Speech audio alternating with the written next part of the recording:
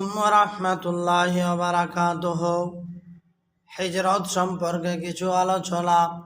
আল্লাহ পাক রব্বুল আলামিন বলেন, ওগো আমার হাবিব, মক্কা থেকে মদিনায় হিজরত করতে হবে। আল্লাহর নবী সাল্লাল্লাহু আলাইহি সাল্লাম আল্লাহর হুকুমের অপেক্ষা করতে লাগলেন। তিনি একদিন গভীর রজনীতে সারের নামাজের পরে তিনি ঘুমিয়ে এমত অবস্থায় হযরতে জিবরাইল আলাইহিস সালাতু ওয়াস সালাম আল্লাহ রাসূল সাল্লাল্লাহু আলাইহি সাল্লামের কাছে আসলেন।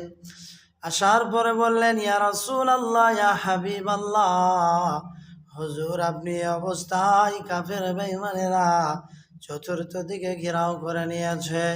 ইয়া রাসূলুল্লাহ, আপনি এই অবস্থায় আপনি মক্কা ত্যাগ করুন, মদিনায় হিজরতের জন্য চলে যান। আল্লাহর নবী সাল্লাল্লাহু আলাইহি ওয়াসাল্লাম আলিয়ে মুর্তজাকে ডাক দিয়ে বলে, ও আলিয়ে মুর্তজা, বলে তুমি বাইরের দৃশ্যটা দেখো, বাইরের দৃশ্যটা দেখো।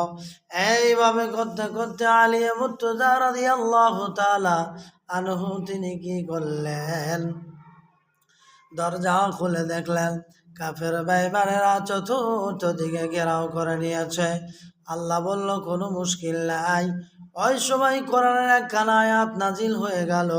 আল্লাহ পাক বলেন, ওয়ামাকারু ওয়ামাকারুল্লাহ আল্লাহু খায়রুল মাকিরিন। আল্লাহর মক্র বোঝা বড় দায়। তাই আল্লাহ পাক রব্বুল আলামিন বললেন, আমার হাবিবুল্লাহ, চিন্তার কোনো কারণ নাই। সুবহানাল্লাহ। আল্লাহ যা ইচ্ছা তাই করতে পারেন।